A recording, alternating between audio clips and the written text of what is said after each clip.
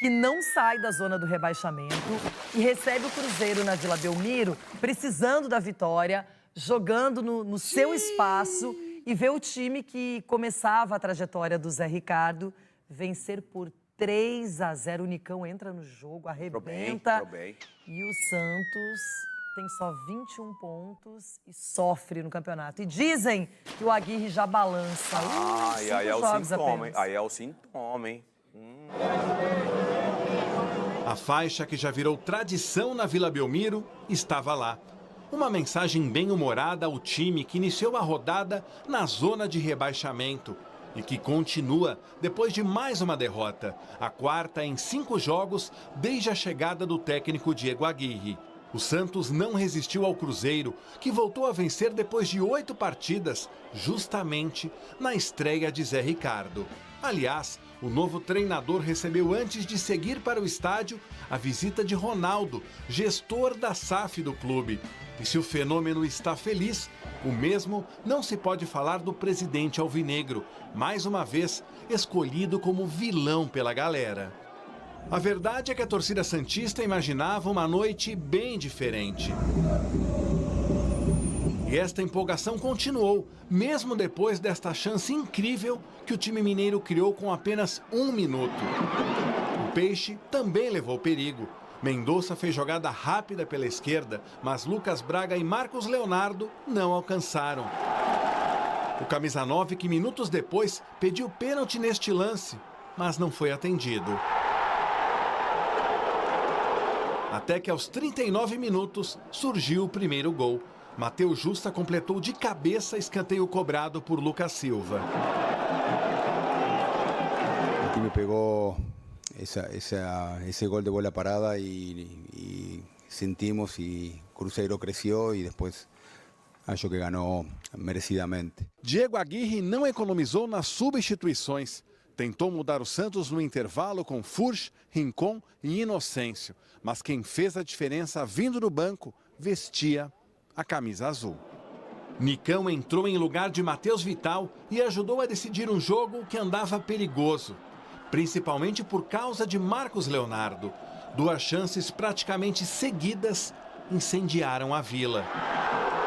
Mas a dificuldade para machucar o goleiro Rafael Cabral era visível. Assim como o espaço que o Cruzeiro começou a achar. O primeiro que Nicão deixou na cara do gol foi Felipe Machado. Logo depois, foi a vez de Bruno Rodrigues, que empatou com Gilberto na artilharia da equipe no Campeonato Brasileiro. O último ato de lucidez dos donos da casa veio dos pés de Lucas Braga. E no terceiro jogo seguido contra equipes mineiras, a terceira derrota santista, sem marcar um gol sequer. A de ontem de goleada, porque Nicão ainda teve tempo de dominar, ajeitar e fuzilar João Paulo para fechar a noite em 3-0. Não tem nem palavras, cara. É um momento de muita alegria, né? Um cara que é cruzeirense, de uma família cruzeirense. Eu só tenho que desfrutar esse momento, agradecer a todos, ao torcedor, por acreditar em mim. Foi uma vitória realmente difícil, mas, a meu ver, bem merecida, porque conseguimos ter bons comportamentos nas fases do jogo. No lado santista, o drama de ver a equipe cada vez mais afundada no Z4. A distância para Goiás e Bahia, as primeiras equipes fora da zona, é de 4 pontos. A responsabilidade, obviamente, da comissão técnica, obviamente, dos jogadores e de todos. Não tem um único culpável. Se não acreditasse que é possível, não estaria aqui. Só não se sabe até quando. Diante do aproveitamento de apenas 20%, a pergunta foi inevitável. Se em algum momento você pensou, depois do jogo de hoje, em deixar o Santos? A única coisa que estou pensando é no jogo de segunda. Não posso pensar em outra coisa neste momento. Bom, eu quero falar sobre os dois lados da moeda. O Zé Ricardo, que chegou ao Cruzeiro e conseguiu uma vitória importante, expressiva e até, eu diria, dominante. E, por outro lado, o Santos, que não reage. Com o Diego Aguirre, já são 5 jogos, 4 derrotas e apenas 1 vitória. O Santos não sai da zona do rebaixamento, então não tem uma reação imediata. o time não se encontra, sofre muito, se abala quando toma o primeiro gol de um adversário. E essa situação a gente já viu várias vezes. Legal, você tocou. O semblante do torcedor na Vila me preocupou. Impressionante. Você falou uma situação que acontece com o Santos que ela é verídica, que acontece muito com o Santos. Quando o Santos sai perdendo, o Santos não tem poder de reação.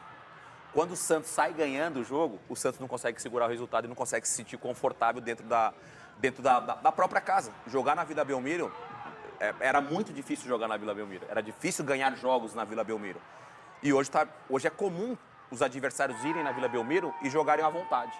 Se sentir à vontade dentro do campo. O Cruzeiro ontem se sentiu à vontade dentro do campo. Em algum momento, você pareceu que o Cruzeiro jogava em casa. Óbvio que tem essa questão dessa chacoalhada dentro do vestiário, da estreia do Zé Ricardo, mas tecnicamente o Cruzeiro fez um jogo perfeito. E aí cabe a pergunta também, né? Por que com o Pepa o Cruzeiro não jogava dessa forma?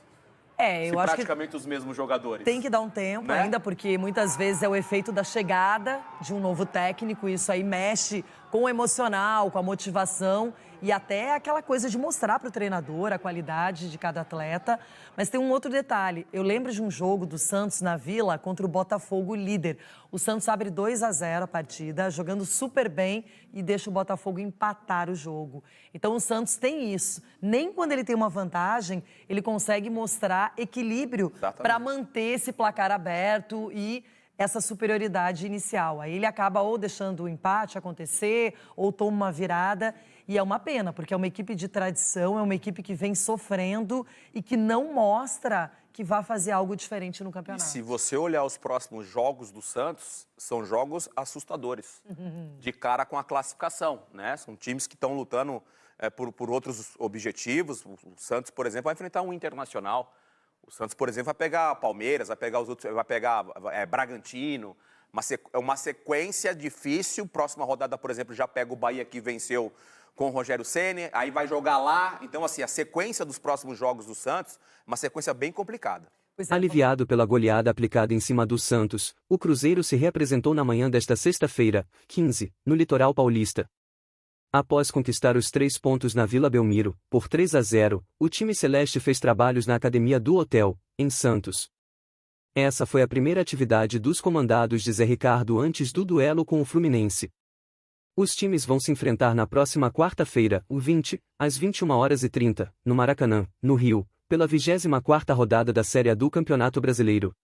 Com o fim do jejum de 8 jogos sem vencer, o Cruzeiro retornará a Belo Horizonte no fim da tarde desta sexta-feira, 15. Depois do desembarque, os jogadores serão liberados pela comissão técnica. Apesar do descanso, o técnico Zé Ricardo comandará atividades tanto no sábado, 16, quanto no domingo, 17, pela manhã, na Toca da Raposa II, em Belo Horizonte.